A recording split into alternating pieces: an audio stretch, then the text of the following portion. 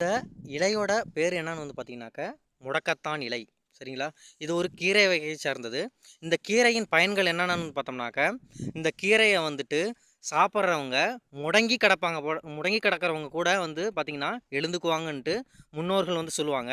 இந்த கீரையோட பயன்கள் என்னன்னு பார்த்தோம்னாக்க, இந்த கீரைய நம்ம வாரத்தில 2 நாள் எடுத்துக்கிட்டோம்னா, எலும்பானது நல்ல வலுசக்தி பெறும். அதேபோல பார்த்தோம்னா, எ எ அதேபோல பார்த்தோம்னாக்க இந்த கீரைய நம்ம எப்படியெல்லாம் செஞ்சு சாப்பிடலாம்னு பார்த்தோம்னாக்கா, தோசைய ஊத்தி, தோசையில பார்த்தீங்கன்னா, இந்த இலைகள பறிச்சு தூவி விட்டும் சாப்பிடலாம். அதேபோல பார்த்தீங்கன்னாக்கா, நம்ம சூப்பு செய்வோம் பார்த்தீங்களா?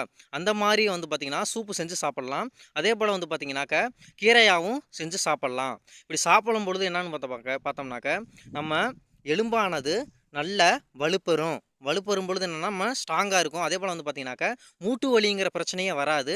மூட்டு நல்ல வலுப்பெறும். ஒவ்வொரு இடத்துலயும் பார்த்தீங்கன்னா, ஜாயிண்ட் பெயின் வரும்ன்னு சொல்லுவாங்க. பார்த்தீங்கன்னா, அந்த ஜாயிண்ட் பெயினே பார்த்தீங்கன்னா வராது. அதாவது முற்றிலும் நன்மையுள்ள மூலிகை. இது முன்னோர்கள், சித்தர்கள் சொல்லக்கூடிய பெரிய அரிய வகை மூலிகையானது.